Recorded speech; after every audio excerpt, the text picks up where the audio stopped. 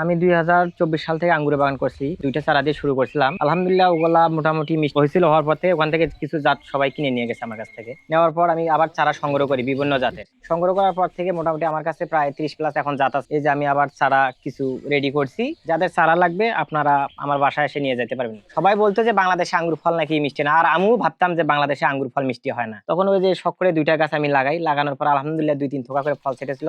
আর একটা গাছ মোটামুটি 20 কেজি করে ফল সেট হয়েছিল, সেটা হলো ডিকসন। টেস্ট করার পর দেখি বাজারে আঙ্গুর স্বাদ তো কম না, মোটামুটি খুব ভালোই। পরে ওখান থেকে আমি চারা করছিলাম। চারা করার পর থেকে এলাকার পার্শ্ববর্তী এলাকার কয়েক জায়গা থেকে লোকজন আইসা সে চারাগুলো নিয়ে যায়। এরপর আবার ফিরে আমি নতুন চারা কালেকশন করি। করার পর থেকে আলহামদুলিল্লাহ এখন আমার কাছে প্রায় 1300-1400 মতো চারা হয়েছে। আইডিয়া বলতে কি শখ করে লাগানো যে বাংলাদেশে আঙ্গুর চাষ হয় কিনা। পরে লাগানোর পর দেখতেছি আঙ্গুর ফল আসলেই মিষ্টি। প্রথমবারে ফলের রেজাল্ট পাইছি। আমি প্রথমে 2টা চারা 1500 দিয়ে, তার পরের বছর আমি কিছু চারা কিনি, দামি দামি যার চারা কিনছিলাম। মোটামুটি আমার বাগানটা ছোট মোটো জায়গা সাজাইতে প্রায় 1 লাখ টাকার মতো আমার খরচ হইতে আর কি 8 শতক জায়গাতে। আঙ্গুর সাথে সবচেয়ে গুরুত্বপূর্ণ বিষয় হচ্ছে মাকড় নাশকটা বেশি ধরে। মাকড় আর হলো ছত্রাকনাশক। যখনই মাকড় দেখবেন টেরা করতেছে, পাতাগুলো খাচ্ছে, জোনাই পোকা আছে, আপনারা ভার্টিমেক দিতে পারেন, ইমিটাপ দিতে পারেন। এগুলো ঔষধ স্প্রে করলে 1 লিটারের পানিতে 1 ml ভার্টিমেক। তখন দেখা যাচ্ছে আবার ওই মাকড়গুলো সরে যাচ্ছে। জানুয়ারি শেষের দিকে যে আমরা পুনিং করে থেকে আমরা ওখানে একটা সাইজে 3 গিটের একটা ডালপালা করে আমরা 6-6-5-5 পলিতে শুকনো গোবর, বালু, ভার্মি কম্পোস্ট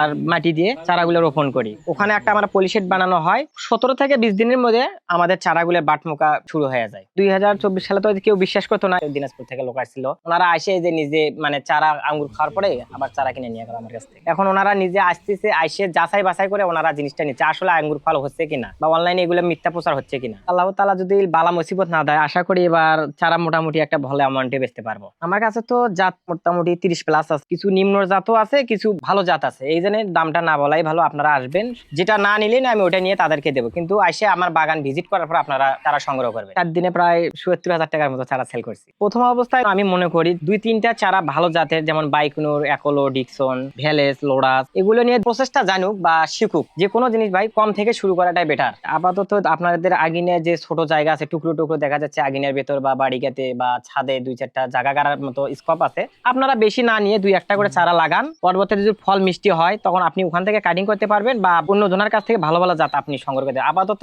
2-3টা চারা দিয়ে তাদের জন্য বেস্ট। 24 সালে লাগানোর পরেই ওই যে 5 কেজি আঙ্গুর আমি পাইকারি দিছিলাম 320 টাকা করে। মোটামুটি আঙ্গুর সেবার আমার আদমনের মতো ধরেছিল 20-25 কেজির মতো। কিন্তু সবাইকে এলাকাবাসীকে খাওয়াইছি যে আঙ্গুর ফল আসলে টক কিনা মিষ্টি। এই জন্য আমি তাদেরকে সবার মাঝে বিলিয়ে দিচ্ছি। মাসিক ইনকাম না, এটা দেখা যাচ্ছে সারা বছর আমি কষ্ট করি। ফেব্রুয়ারি থেকে আমি চারা সেল দেওয়া শুরু করি, আর আঙ্গুর কিছু হয় মানে মার্চ মাসে যায়, তখন আমরা আঙ্গুর বিক্রি করি। কিন্তু প্রতি মানে মাসে টাকা ইনকাম করার মতো স্কোপ না। এটা দেখা যাচ্ছে আমি এখন খরচ করতেছি, শেষে টাকাটা পাচ্ছি।